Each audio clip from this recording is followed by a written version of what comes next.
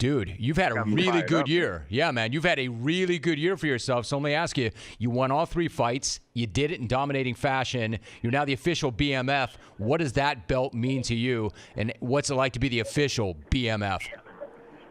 It means a lot, but one way to describe it, just like it says on the back of the belt, 1 out of 1. You know, there's only one of that belt getting made.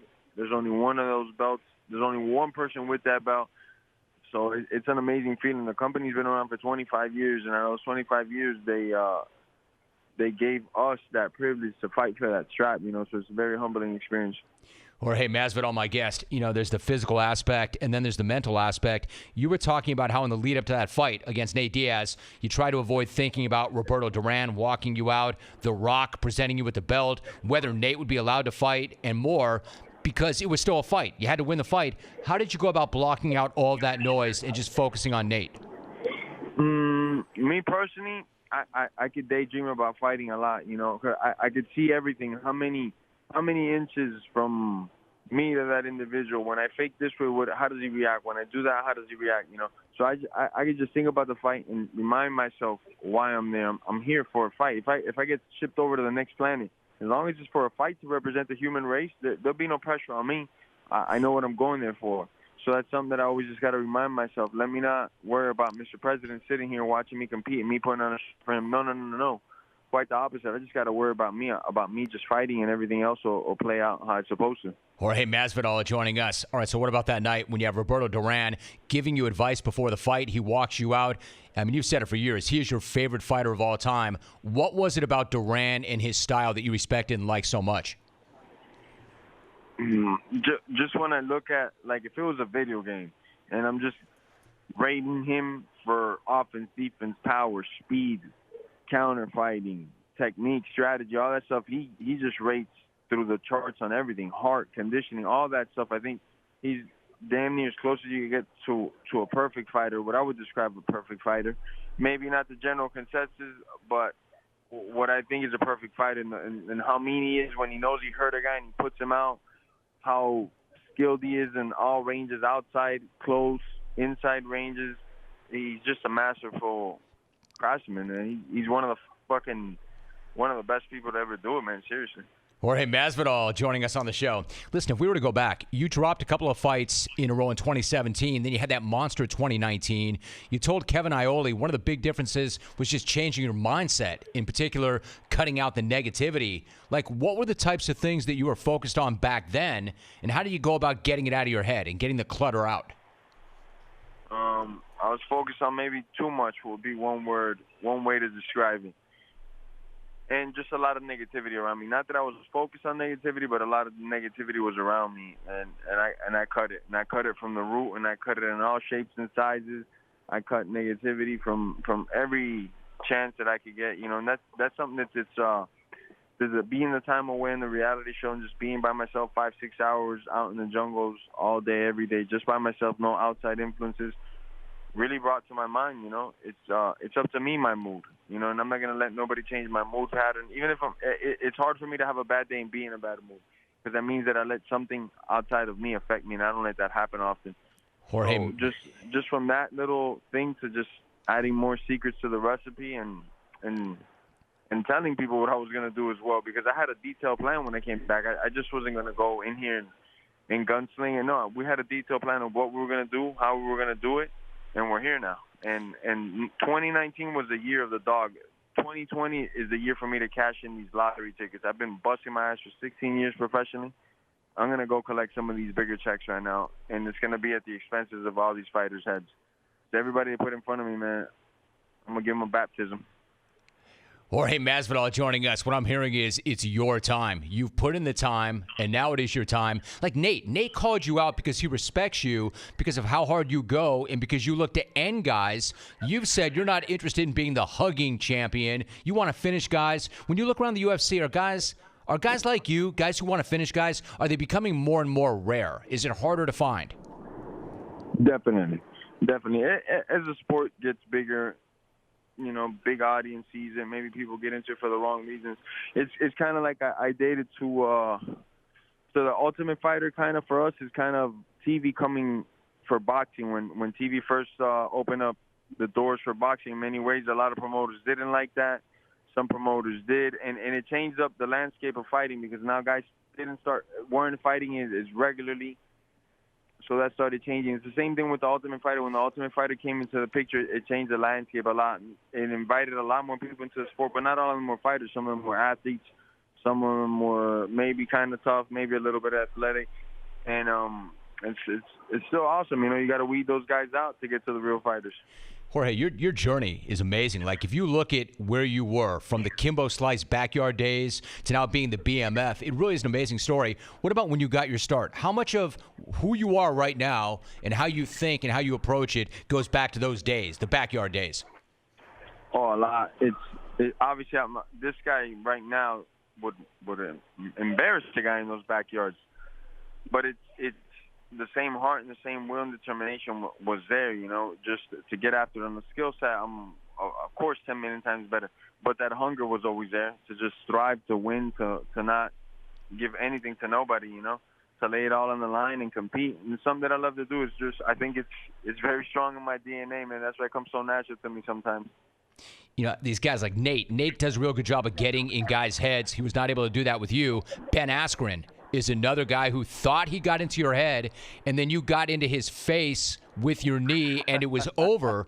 It really was one of the most amazing moments I've ever seen in sports. When you think back on that fight, what kind of thoughts do you have? Decision.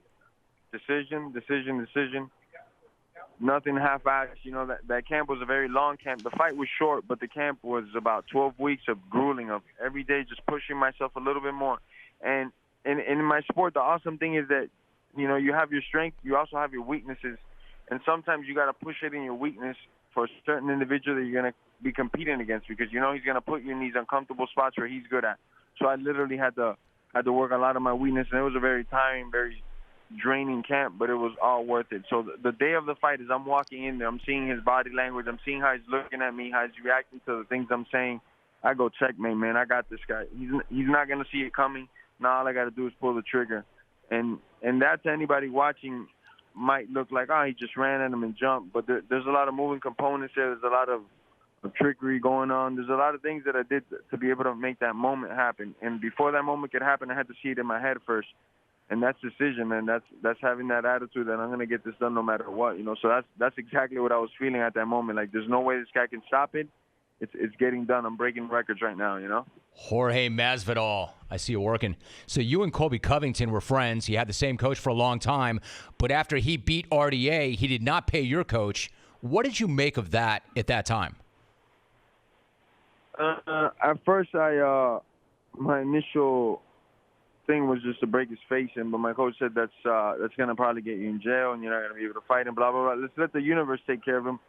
And his exact words were, we'll get him in a prize ring and break his jaw. Somebody beat me to that, but his jaw's broken. His jaw was broken. So what did you make of him after that loss to Usman? Man, you know, I don't like to always be highly critical of human beings because I'm one and I'm nowhere near perfect. But I'm just not with that your whole career is based out of getting a rise out of people, right? Like, if I come on your show and I'm just saying a bunch of controversial stuff for people to be talking about me, like, man, he went on a Jam Brother show and said all types of, you know, just to get reactions out of people. It's not really my style of tea, my cup of tea, but, you know, people do it all the time. And he's the number one poster boy for that, right? So he wants to always get a reaction out of people. Now this individual, when people are trying to get a reaction out of him, he's reporting people on Instagram. He took the comments off, so you can't comment on him. And then he was reporting people on Instagram that were commenting on him. He was saying how negative they were towards him and stuff. This is a guy that's calling people virgins. He's calling people nerds, that they live at their parents' basements, marks, snowflakes, making fun of Brazilians. You know, that country, it's not like it's a rich country and it's doing well. They got a lot of poverty over there, man. They got a lot of people that take it to heart what he's saying. He doesn't give a flying and he does that all for a like on Facebook, for a paycheck to go, the 3, 4, 5 pay-per-views that it went up with, you know? The guy's a clown, man. He got what he deserved. Jorge Masvidal joining us for a few more moments. Now, there's been a lot of talk about different opponents for you in your next fight. Usman, Conor if he beats the Cowboy, a rematch with Nate, a fight with Nick, who wants revenge for his brother. Listen, like you said, it's your time right now. You're holding some cards. Who do you want to fight next? Man, like you said, my journey's been long, 16 years. I want to be handsomely rewarded for it, because a big part of that 16 years, there was a lot of instability, and money wasn't coming in, man. Paychecks weren't coming in. I wouldn't mind setting up that future for my grandkids. So the fight they could get the biggest zeros attached to it, that's the one that we're going to take. Obviously, Conor fight is out there. The Mayweather fight is out there. They're saying they're bringing him on over to Zuffa Boxing. The Usman fight is out there. I'm the golden ticket in combat sports, and especially at 170 pounds. You can't move in that weight class without mentioning me or having to ask permission to the mighty Gamebred. And it's just the truth. I might come off ignorant and arrogant, but I've been working my whole life for this, to get to this position where now I could be involved in the biggest fight possible, and I could rewrite the history books, you know, because whoever has the belt when I'm done with Conor, that's whose head's getting chopped off. That's a guaranteed thing. And, of course, I'd love to fight Conor, not just because he brings in a lot of cash and eyeballs to the sport, but he's a two-time champion. He's one of the few to do it, and he did it in outstanding fashion. Both guys that he defeated for the belt, he did it with no pressure, no resistance, nothing. So it'd be an honor to fight with him, you know?